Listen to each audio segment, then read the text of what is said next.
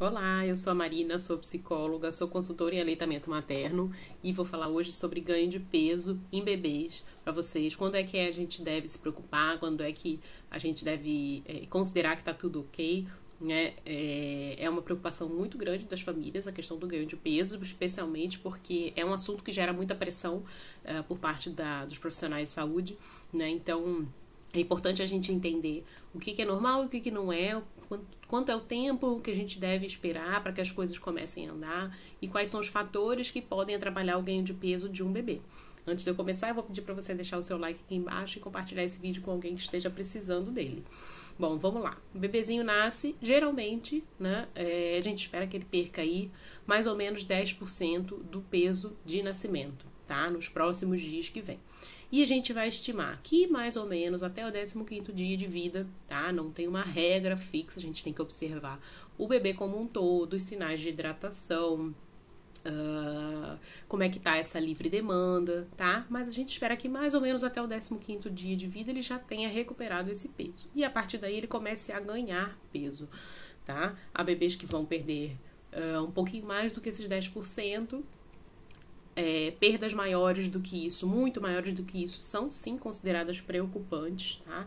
Exigem intervenção, exigem que a gente tome uma medida, né? Que pode ser sim a complementação, mas a gente precisa, mais importante do que qualquer outra coisa, identificar a causa desse bebê não estar ganhando peso.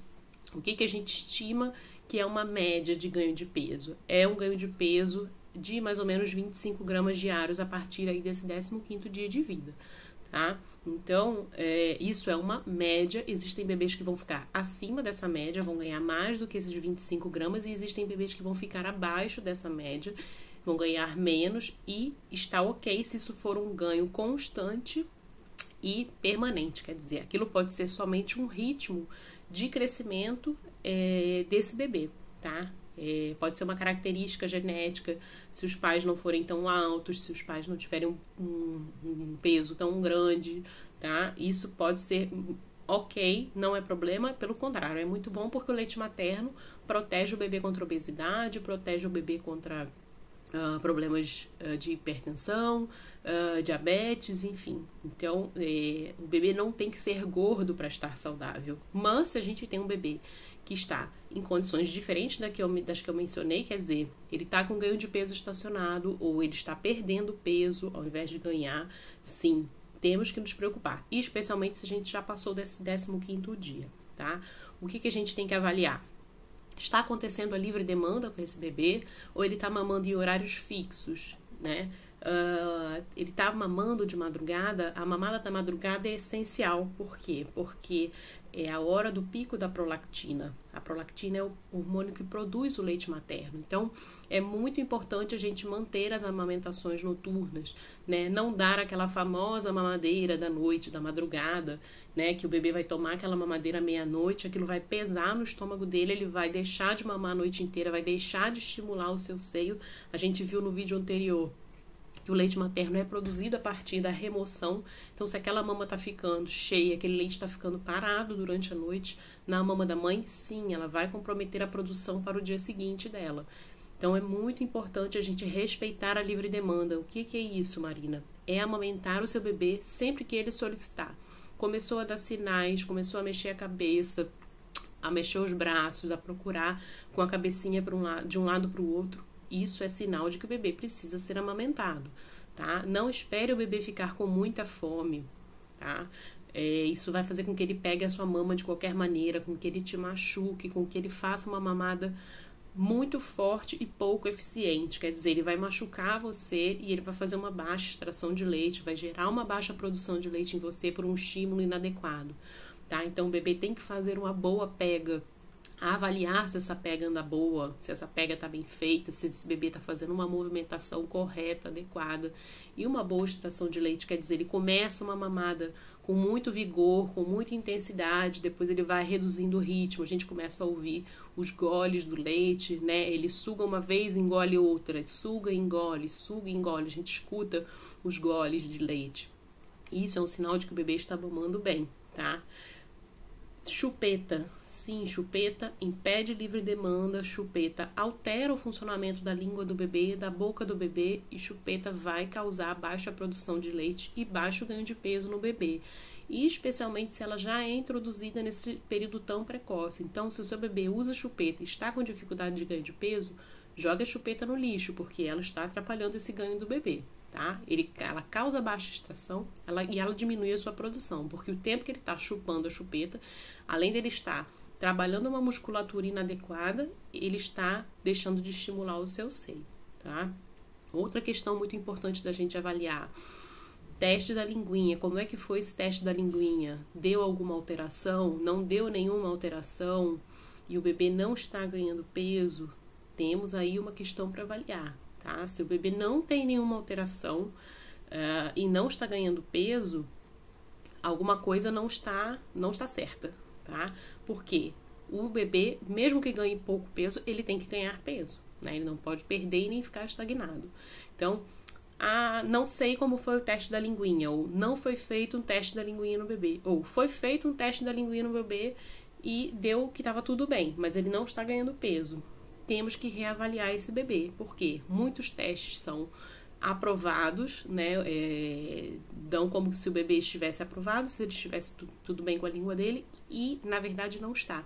Ou porque a pessoa não teve o treinamento adequado para fazer o teste e colocou que o bebê estava aprovado, ou porque ela achou que aquela alteração que ela viu não iria impactar o bebê e está impactando, tá? Então, existem essas duas possibilidades.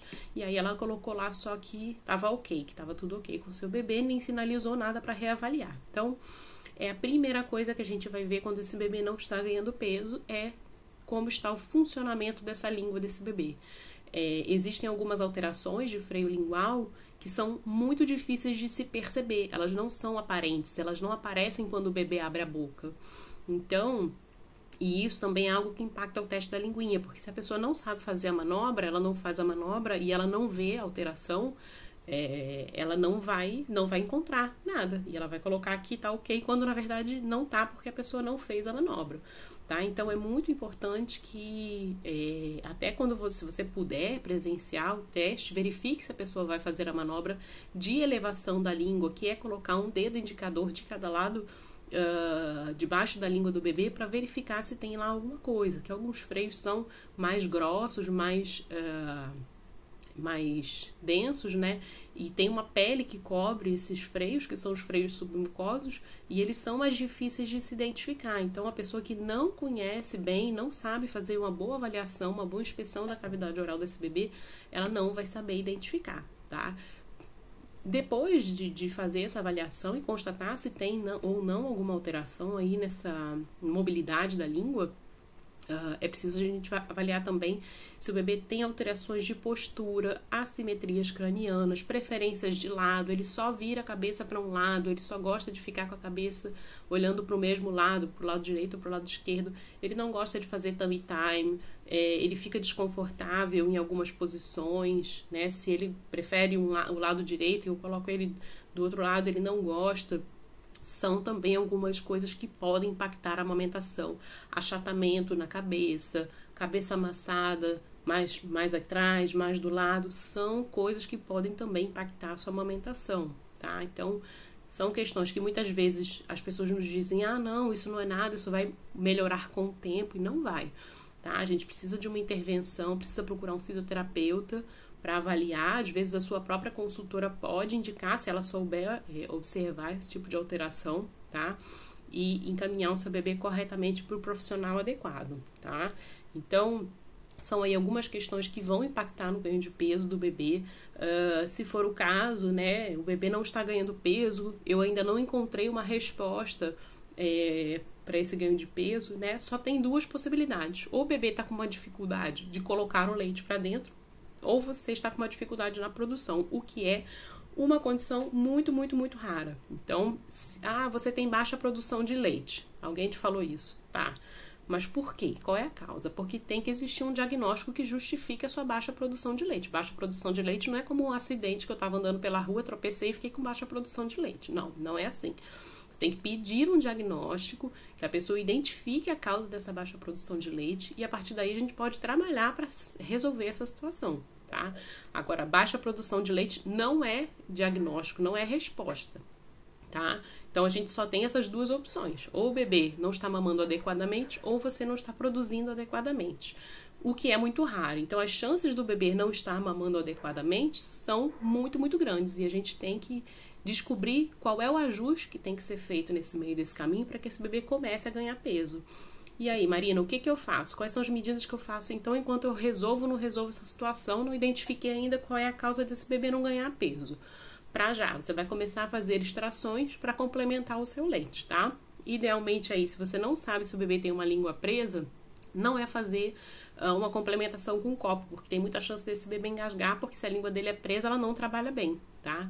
Então, o ideal é fazer aí ou numa seringa ou numa sondinha, tá? Mas eu não aconselho sonda em hipótese alguma sem o acompanhamento, sem plano de retirada, porque a sonda leva o bebê à confusão de fluxo. A mãe que faz sonda por conta própria sem acompanhamento tem grandes chances de vir a ter problemas, tá? Porque ela fica refém da sonda, o bebê acostuma com aquele fluxo, ele não aceita mamar no seio e o desmame vem igual, tá? A mamadeira não é uma boa opção para complementação, a gente tem que procurar aí outras alternativas e sempre a preferência é complementar com o seu próprio leite. Para quê? Para a gente manter a sua produção alta, né? Não deixar a sua produção cair. Quando a gente introduz a fórmula, automaticamente a gente deixa de estimular o nosso seio, tá bom?